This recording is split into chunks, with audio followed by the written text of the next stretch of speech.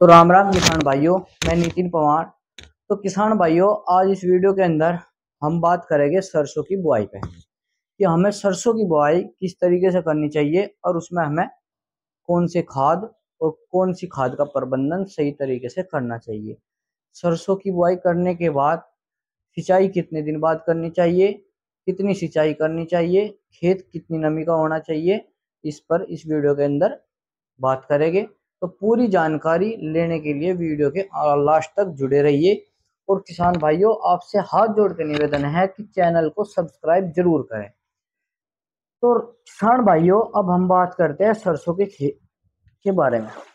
तो किसान भाइयों, सबसे पहले आती है हमारी सरसों की वैरायटी। तो किसान भाइयों, ये सरसों की जो वैरायटियां है, जैसे कि PR 5844 या फिर कोयनीर कंपनी की 4540 या स्टार 1510 या फिर क्रिस्टल की 5222, 5232, 5210 या एडवांटा की 427, ये काफी अच्छी और प्रोग्रेसिव वैरायटी है जो एक तरीके से सूखे में भी हो जा। इनको नर वैरायटी के नाम से भी जाना जाता है किसान भाइयों, क्योंकि ये अगर राजस्थान इलाका जो है उसमें सूखा ज्यादा रहता है तो वहां पे ये सूखे में भी ज्यादा अच्छी पैदावार देती है। तो किसान भाइयों, आप सभी को पता ही है, सरसों की जो फसल होती है उसको पानी बहुत कम मात्रा में चाहिए। 3 से 4 सिंचाई में सरसों की पूरी फसल हो जाती है। तो किसान भाइयों, अब हम बात करते हैं सरसों के खेत को तैयार किस तरीके से करें और कितने टेम्परेचर में करें और कितनी उसमें नमी होनी चाहिए। तो जैसे ही किसान भाइयों, अगर आपका खेत जैसे कि खरीफ की बदले जैसे धान वगैरह अगर कटाई की हो तो आपके उस खेत में पूरी नमी रहती है सरसों की बुआई के लिए।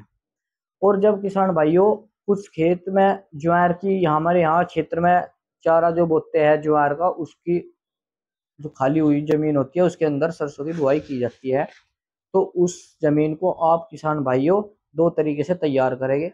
तो किसान भाइयों, पहली हम बात करते हैं जो हमारे यहाँ खरीफ की फसल, जैसे कि धान की कटाई के बाद जो जमीन होती है उसमें हम सरसों की पड़े करें या ना करें। एक तो उसमें पड़े नहीं करनी, उसके अंदर नमी पर्याप्त होती है। और किसान भाई, जो आप दूसरी चारे का खेत होता है उसके अंदर जब आप बुआई करेंगे सरसों की, तो उसकी आप एक बार पहले पड़े कर लें। उसकी सूखे में एक बार टिलर निकाल के उसके बाद पड़े करके और उसमें तब उसकी बुआई करें। तो किसान भाइयों, जैसा कि आपने धान की फसल वाले खेत में सरसों बुआई कर रहे हो तो उसकी जुताई आप काफी अच्छे से करें। 2 से 3 बार उसकी जुताई करें, टीलर से, हैरो से अच्छी जुताई करें, गहरी जुताई करें।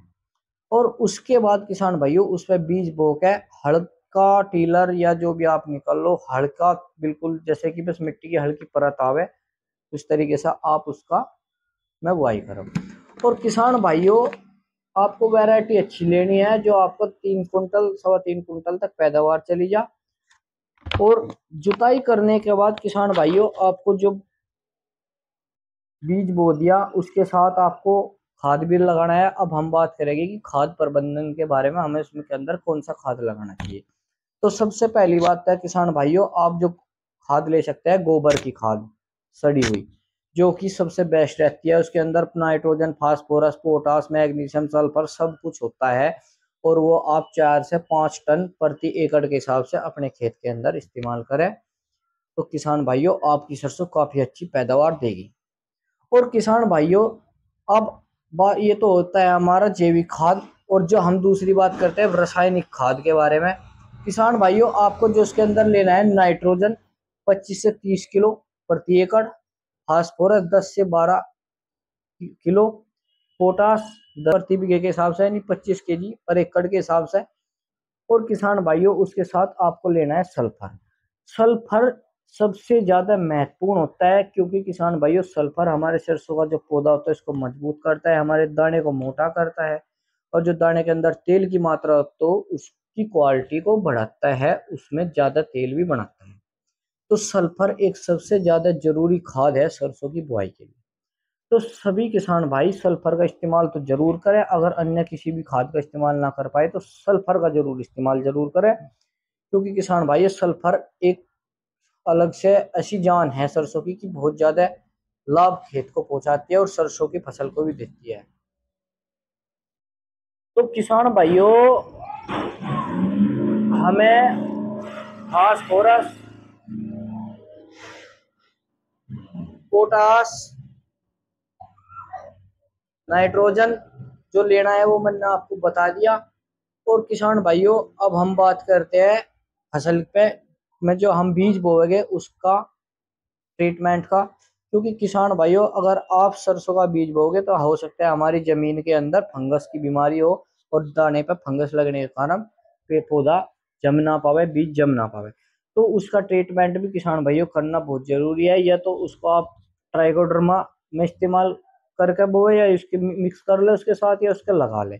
या फिर किसान भाइयों, एक कोई भी फंगिसाइड जैसे कि थायोफिनाइट मैथिली 70% आता है, या फिर सांप आता है यूपीएल का, कार्बनडाजिम, मैनकोजेब, टॉक्सिन का आता है एक भारत सर्टिज कंपनी का। थायोफिनाइट मैथिलीन सबसे बेस्ट रहता है वो फंगिसाइड सरसों की बुआई के लिए। किसान भाइयों, बहुत ही बेहतरीन फंगिसाइड है, उसका इस्तेमाल आप अपने सरसों के बीज के साथ करें तो बहुत ज्यादा बेहतर उसका रिजल्ट आपको मिलेगा।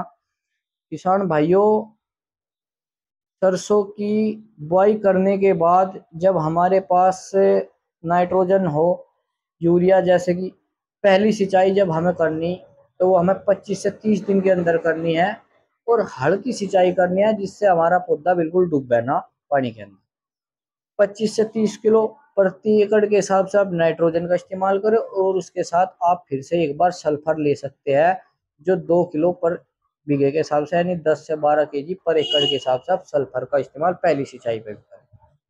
और किसान भाई, जो दूसरी सिंचाई आपको करनी है सरसों की, वो करनी है आपको जब हमारा फूल बनना स्टार्ट हो जा, 5% 3% फूल हमारा बनने लगे, तब आप दूसरी सिंचाई उसकी करें।